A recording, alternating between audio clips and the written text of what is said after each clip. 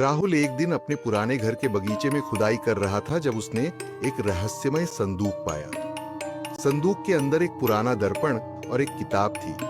किताब में एक प्राचीन जादू के बारे में लिखा था, जिसमें हम शाकल या क्लोन बनाने की विधि बताई गई थी। राहुल ने इसे मजाक समझकर छोड़ दिया, लेकिन उसे ध्यान आया कि उसके एक ही तरह के कई लोग आसपास दिख रहे हैं।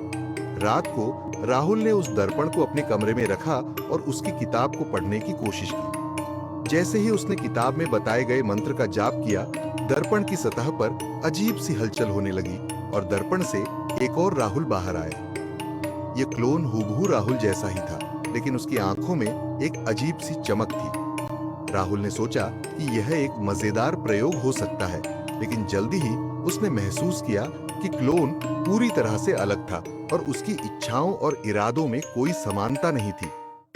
क्लोन धीरे धीरे राहुल के जीवन में घुसपैठ करने लगा। उसके दोस्तों और परिवार के साथ भी व्यवहार करने लगा। राहुल को एहसास हुआ कि क्लोन उसके जीवन पर पूरी तरह से नियंत्रण पाने की कोशिश कर रहा था और उसकी पहचान को छीनने की योजना बना रहा था। रात को राहुल ने दर्पण और किताब को जलाने का फैसला किया। जैसे ही उसने किताब जलाई और दर्पण को तोड़ा, क्लोन चीखते हुए दर्पण में समा गया।